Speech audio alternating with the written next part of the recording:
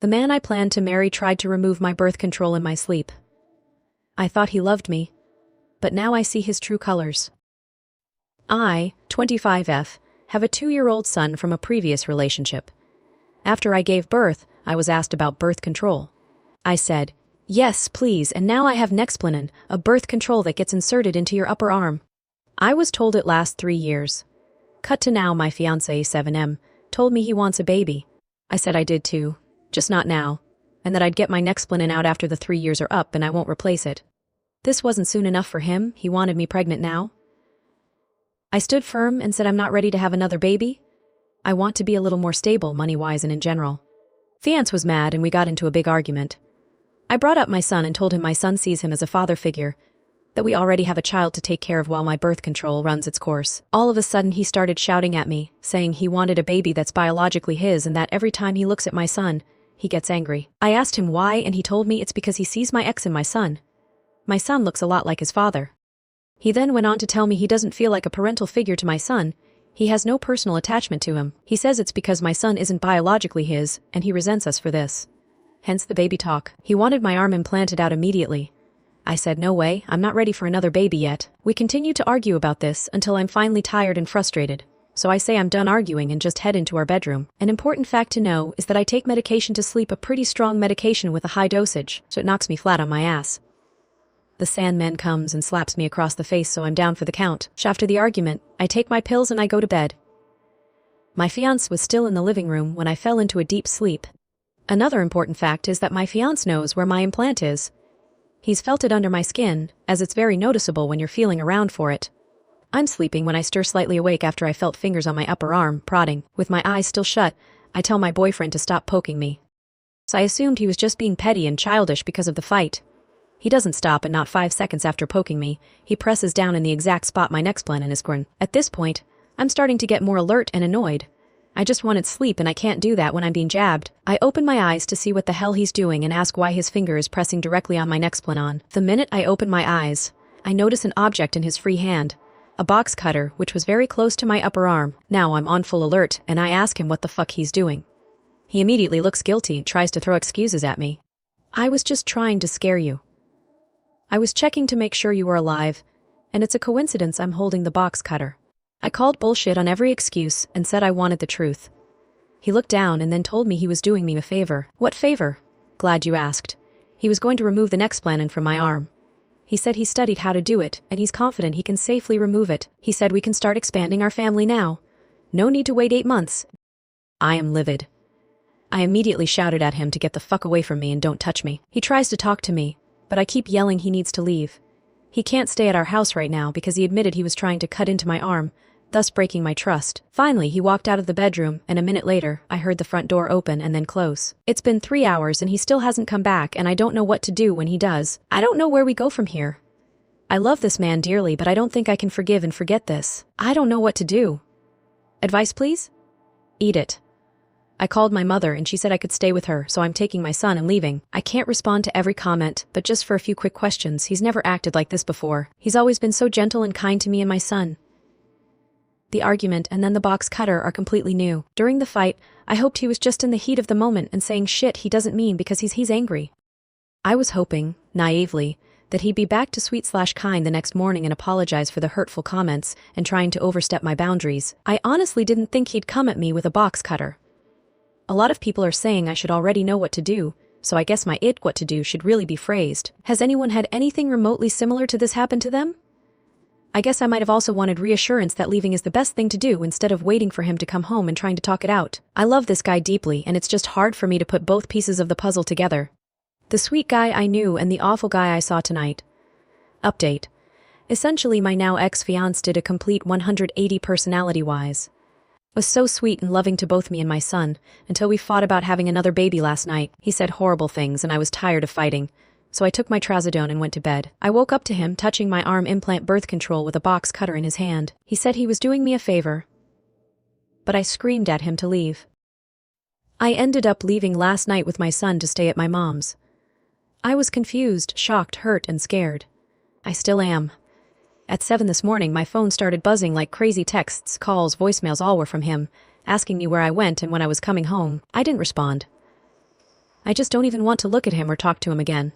He called my mom while we were both sitting in the kitchen discussing everything. She asked me if I wanted her to answer it.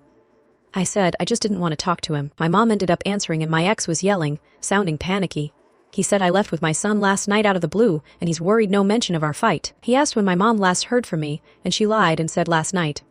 He made a noise over the phone, like an angry sigh, and said she's going to keep searching for me, that he's worried something bad has or will happening. When my mom hung up, she pulled me into a hug. I guess I had started crying and didn't realize it. She was still hugging me when she asked how I wanted to proceed, if I was done with him for good. I said I was, and she nodded and told me the first thing was to go to the police. Like a lot of you said, I didn't have any proof about the box cutter situation. It would come down to my word versus his. If he had even nicked me a little, I'd have a case against him. But since he technically didn't hurt me, the detective said he's seen cases similar to mine thrown out. The officer did bring up X parts and suggested I get one for both me and my son immediately. I went to the courthouse to get the paperwork filled out. I had to detail as much as I could remember from last night. Every word and action. My mom helped me and we got them turned in and moved on to the next step, calling my landlord. I've been living in the same house for 2 years. The first year was a lease and now I pay month to month. Everything is in my name and most of the furniture is mine. I told my landlord what was briefly going on and that I was putting in my 30-day notice. My mom has a guest room that she's insisting I stay in. After getting off the phone with him, I called the utilities and closed my accounts for water, electric, gas, and internet. Next, my mother asked me what I wanted to do about my belongings. I told her I don't want to leave anything that's mine. All important papers, knickknacks, clothes, furniture, all of it. I just didn't know where to put it, so my mom suggested a storage unit. Once that was decided, we had to figure out when to start the move. Mom ended up calling my 2 brothers and they both agreed to help me move. Just give them a date and time. I told them definitely sometime this week, and my eldest brother suggested a police presence, just in case. Think it's called a civil standby? Ick. But I agreed. By this point, it's getting late in the day and I'm as drained as I can get. I just wanted to go curl up with my son and try to sort my thoughts out and calm down. The county clerk ended up calling me, telling me the judge granted my ex parts. She told me that I needed to come pick up paperwork, which had the court date on it.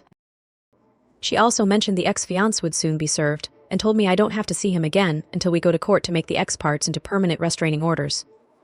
She suggested lawyering up, but I'm officially burnt out today. I'll look into lawyers tomorrow, but tonight, after this update, it's a cuddle in bed with my son. A couple things that I've seen repeated. Why didn't I leave right when my ex started saying those awful things about my son? I honestly thought he didn't mean them. He's told my son he loves him before. Part of it was also shock, I guess. I couldn't believe what I was hearing, and that I was hearing it from someone who I wanted to spend the rest of my life with. I didn't think he truly had hatred in his heart, and it never crossed my mind that he would hurt me or my son. He's never even spanked my son. I just thought we needed a cooling off period, so I removed myself from the situation to take my meds and sleep, naively thinking things would be better in the morning. People also question why I would even bother sticking around to try to talk things out, and that's a valid question that I don't have a rational answer to. Part of me thought I was dreaming, and the other part is the side of me that thinks everything equates to being my fault. It's like I was too mean during the fight, too stubborn to see things his way, try to understand his feelings. It's late, everything feels surreal, and I have this pit in my stomach that it feels like dread. What if X shows up at my mom's house? I still haven't returned his messages or phone calls, and now he legally can't contact me anyway. I've had 2 of my best friends call, saying X called them. My younger brother, who I guess has always hated X, but I didn't know that until Terasa today, said even he got a call. So far everyone is saying they don't know anything, but I'm scared. I'm sorry, just thought I'd update. Update 2. So many people offered great advice that I'd never think of myself. I've been kind of heavily relying on my mom to guide me through this and keep me and my son afloat. I've also been given several things to read, which I am absolutely going to when I have some downtime, so I appreciate every comment, from extremely helpful to well wishes and even the ones questioning the validity of this. To be honest, it's a horrible cliché, but if it wasn't happening to me, I probably wouldn't jump to believing either. Sometimes I let my emotions get the best of me, and I end up sounding either very clinical in my typing, or very unnecessarily dramatic. So I get the mistrust. My update last night was written late, I was exhausted.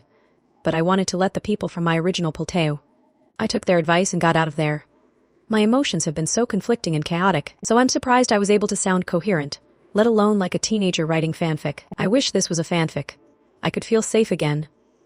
My mom has been an absolute angel, and I've shown her some of your comments complimenting her, and she definitely deserves it.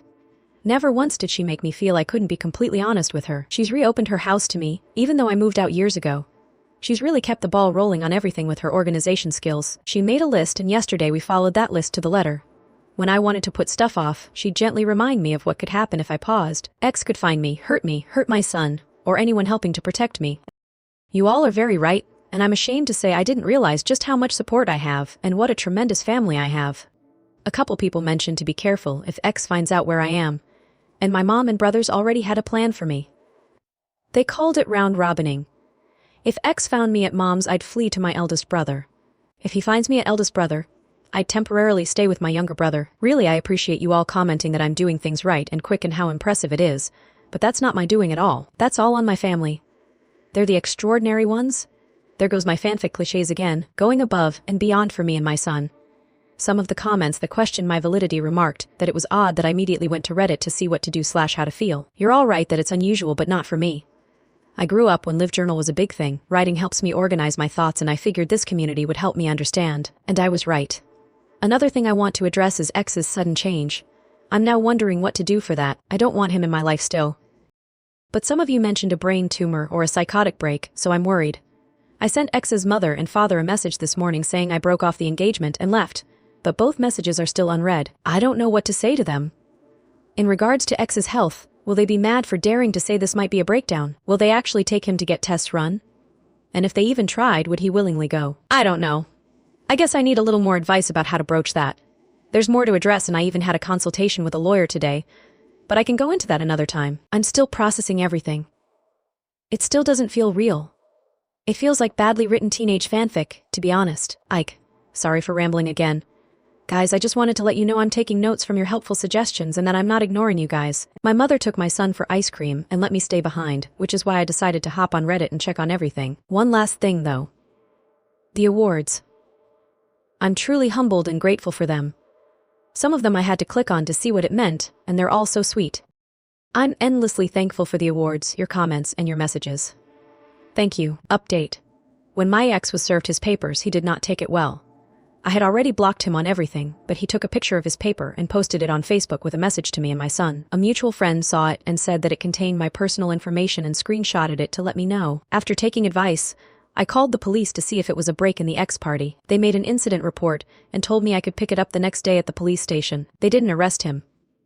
My mother had already procured me a great lawyer. A shark, which is what we need. In her own words, I told my lawyer about the screenshot and he immediately put in both his appearance on my behalf and a motion for contempt of court for breaking the ex party and threatening me and my son. Our original official court date isn't until next week, but the judge got us in early to deal with the screenshot. X showed up without a lawyer and I showed up with only my lawyer.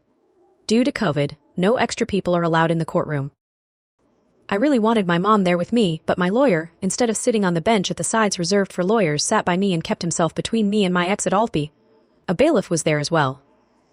I guess it's standard procedure to have one in court. My lawyer advised me to let him do all the talking, only answer questions when directed at me and answer them as succinctly as possible.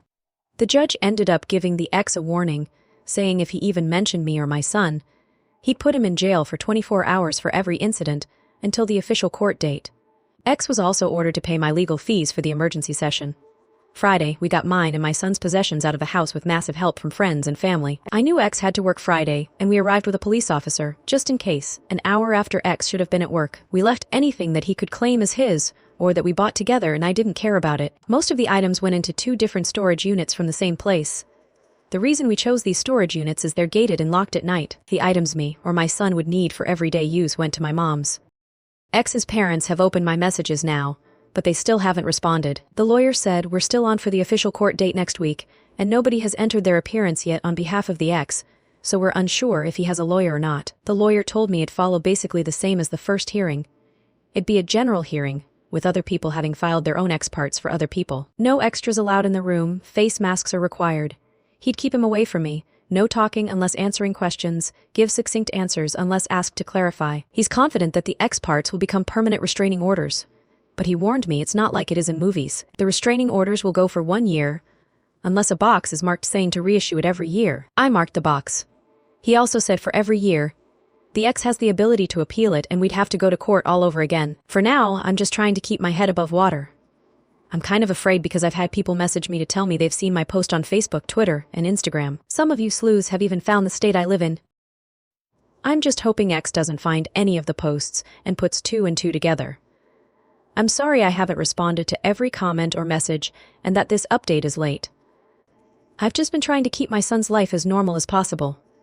It breaks my heart when he asks when we're going home or where Papa is. He just knows we're having a long sleepover with his mom. He's loving having pets around, though. We weren't allowed to have animals at my house, so the fact that my mom has a dog and a couple cats, he's excited. I've warned his daycare about his ex. Most of my family and friends are aware there's a serious situation, but not details. Ike, it's been a long week. I'm exhausted. I keep looking over my shoulder and I've made my mom buy extra locks for the doors. Some have mentioned cameras for the outside and my mom has already started pricing some. She said her sister, my aunt, has been trying to get her to try Ring for months, so this is the kick in the pants she needed. I'm sorry the update is late. Still feels surreal, but I have to just keep swimming. So my son is obsessed with Finding Nemo.